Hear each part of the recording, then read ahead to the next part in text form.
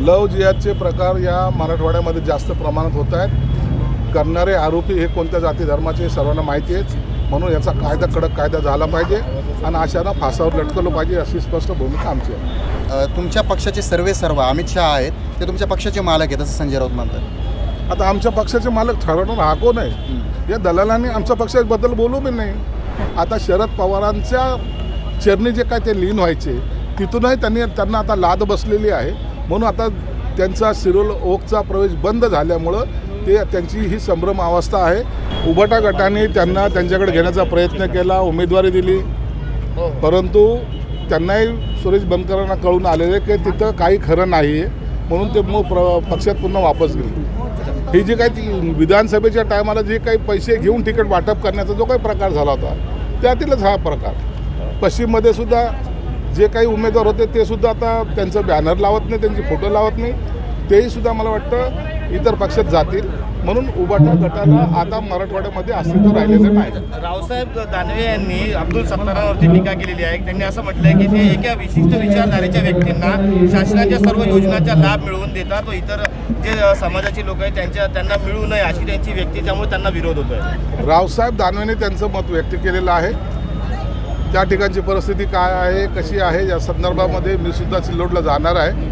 म्हणून या सर्व बाबी ज्या नेहमी टीकाच्या धनी असतात त्या ठिकाणी आपण भेट दिल्यानंतर याबद्दलचा मी स्पष्टपणे खुलासा करणार. सिल्लोडमध्ये पाकिस्तान सारखी परिस्थिती आहे, आजही मी पुन्हा उल्लेख करतो असं रावसाहेब दानवे म्हणालेले आहे. मग या सगळ्या उल्लेखाचा परिणाम काय झाला आहे? त्यांनी ही सगळी गोष्ट मुख्यमंत्र्याच्या कानी टाकली पाहिजे.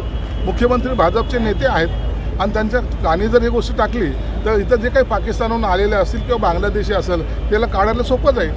अब्दुल सत्तारांचं मंत्रिपदावर असताना त्यांनी ज्या भानगडी केलेल्या आहेत त्यांच्यामुळे त्यांचं मंत्रिपद गेलं असं देखील टीका त्यांनी केलेली आहे. बघा, रावसाहेबांनी त्यांची ती टीका केलेली आहे, त्याला प्रत्येक गोष्टीला मी उत्तर देणार नाही.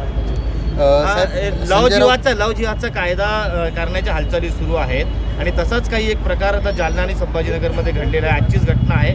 जालन्याची एक नर्स आहे, तिची हत्या करून तिला पुरण्यात आलं प्रेम प्रकरणातून, त्याचं प्रियकरण आहे. लव जिहादचे प्रकार या मराठवाड्यामध्ये जास्त प्रमाणात होत आहेत. करणारे आरोपी हे कोणत्या जाती धर्माचे सर्वांना माहिती आहे.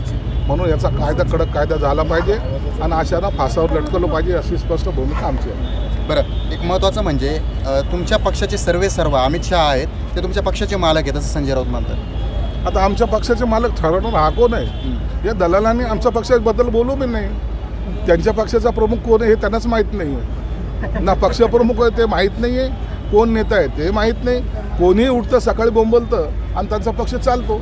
हवेवर चालणारा हा तो त्यांचा राहिलेला पक्ष आहे. आता शरद पवारांच्या चरणी जे काय ते लीन व्हायचे तिथूनही त्यांना आता लाद बसलेली आहे.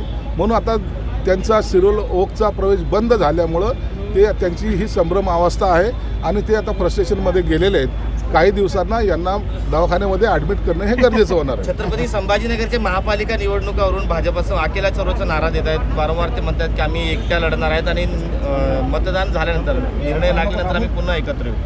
हे बघा, भाजपने त्यांची काय भूमिका घेतली हे आतापर्यंत स्पष्ट झालेलं नाही. आमचं मत आहे आम्ही युती म्हणून ह्या सर्व निवडणुका लढवाव्यात. जर भाजपला जर असं वाटत असेल की कार्यकर्त्याला बळ देण्यासाठी स्वतंत्र लढलं पाहिजे तर शिवसेनेची सुद्धा भूमिका स्वतंत्र लढण्याची आहे.